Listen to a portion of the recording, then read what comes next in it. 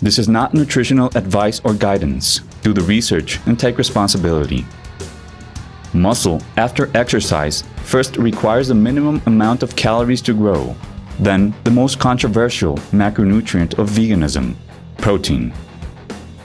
I believe the second mistake of vegans looking to gain muscle is not reaching the required protein rates per day.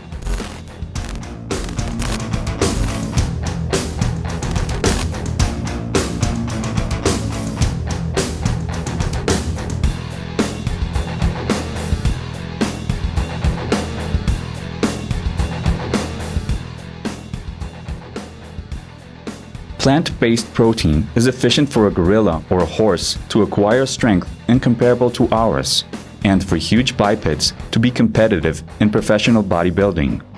The essential amino acids from vegetables are complete. The minutiae of amino acids and protein bioavailability that depend on food and cooking is not an issue for novices, amateurs, or advanced, only for competitive or elite athletes. And current vegan supplements cover the entire spectrum, making supplements from animal secretions unnecessary. In my opinion, many vegans easily reach satiety with starch and fruits, which is why they exclude legumes from their diet. In addition, they don't analyze their protein requirements and don't eat more than 3 times a day. So their protein intake, although healthy, is below the requirement for muscle development. Many new practitioners listen to gym bro tips or some quick advice on social networks, where they get the ambiguous idea that they require protein supplements. Several of them get a supplement that they consume post-workout, a dose determined by a scoop of the product, without worrying about their diet, and they expect to see results. The WHO recommended dietary allowance (RDA) for protein is 0.8 grams per kilogram of body weight, or 0.36 per pound. The average adult needs 46 to 56 grams of protein. These ranges are considered healthy, but they are not enough to promote muscle building at a higher than normal pace and volume. The required and suggested protein ranges for those who exercise in search of muscle building range from 0.7 to 1.2 grams per pound of body weight per day, or 1.6 to 2.2 grams per kilogram, which is double the recommended values for health. Numbers of 1 to 1.5 grams per pound used to be popular, but this has been shown to be unnecessary. Bodybuilding is not even a century-old discipline. The science in this regard continues to be questioned and updated.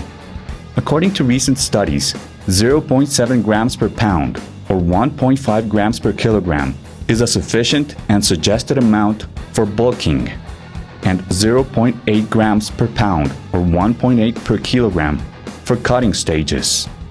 These amounts do not compromise liver and kidney functions in most bipeds, but each one must take responsibility.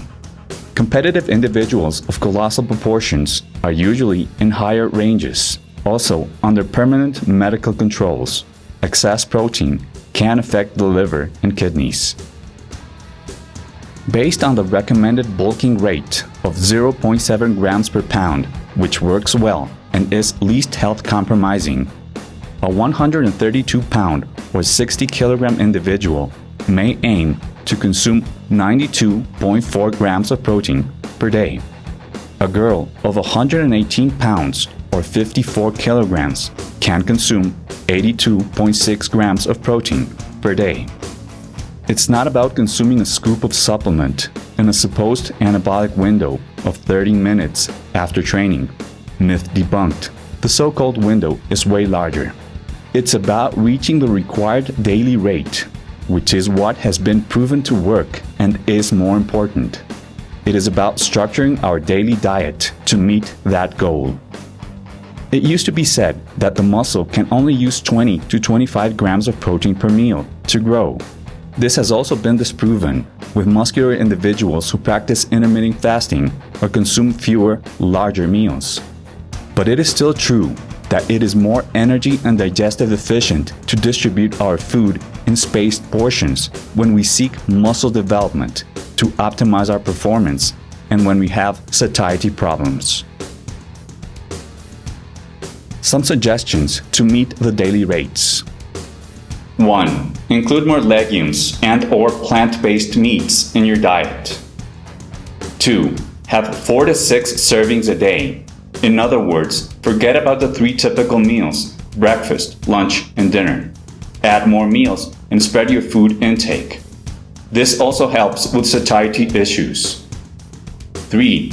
Cook your own food. In my opinion, almost a must for the objective. And 4. Have a vegan protein supplement.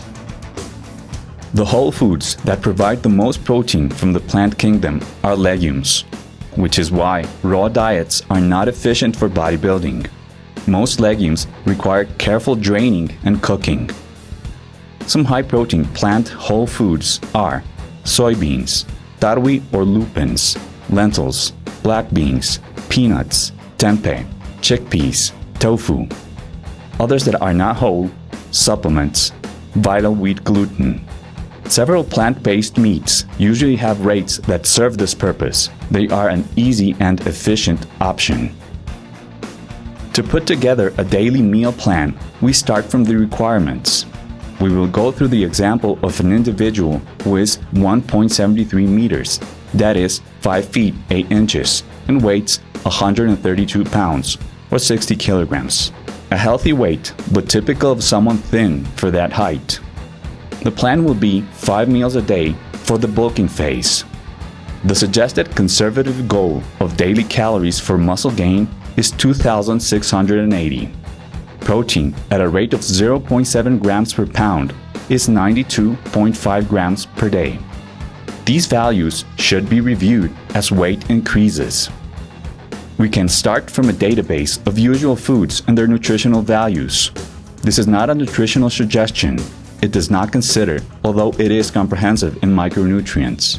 It is a foundation of healthy foods, similar to a plan I have followed to get results. The caloric count is based on 100 raw grams. It does not include cooking or hydration. We must bear in mind that legumes, especially, will increase their weight a lot after draining and hydration. Sauces and oils are not considered in the plan. If we consume them, they must be included. The first meal can include oats, coconut, chia seeds, and papaya. The amounts are the variable that we will adjust to divide calories and protein into somewhat similar portions. That is, about a fifth in this case. Not because of protein assimilation issues, but to reach with ease the rates and avoid satiety. Second meal: banana, a vegan supplement, sesame seeds, and raisins, possibly a post-workout meal. Third meal: lentils, rice, tomato, and cocoa or dark chocolate. Fourth meal: tarwi or lupins, avocado, beets, onion, and dried cranberries. Fifth meal: tofu, baked potatoes, peanuts, carrots, and spinach. Total calories and protein should not be below the objective. They can exceed it without inconvenience in a range of 5%. If we skip a meal, it's not a lost day. We can increase the values of the following meals. The daily total is much more important and influential than respecting the schedule. This is a simple old-school spreadsheet. Nowadays, there are several apps that automate the process, which have pre-assembled databases and include details with a level of specificity and objectives that every user may choose. A vegan diet provides all the needed macro and micronutrients. A vegan who eats correctly does not need to supplement, perhaps except for vitamin B12, which applies to both vegans and non-vegans. That said, a huge percentage of vegans and non-vegans who practice sports or seek to gain muscle consume protein supplements to reach the rates required for their goal. The supplement is not a whole food. It can cause digestive unease and tends to lack micronutrients. It is not suggested or necessary for someone who is not specifically looking to build muscle mass, who does not have a substantial exercise routine, or whose diet is not lacking protein. We had to evaluate the daily rates and the simple meal plan to understand the real function and possible need of a protein supplement. Supplements are not required, but they certainly make it easier to reach the goal, which is why vegans and non-vegans consume them. To reiterate, for those who are at a competitive level, whether vegan or not, and who are more concerned about the issue of leucine and other essential amino acids, vegan supplements are suggested. They have similar rates to non-vegan ones. There are several isolated vegan protein supplements. Some are made from soy, peas, rice, hemp, lupins, and alfalfa. Protein can be extracted from many sources, even from a grain like rice, where it is not abundant, but it is present.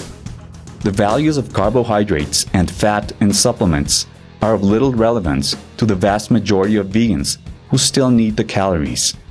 But it is certainly the value of protein that is most relevant in the cost-benefit ratio.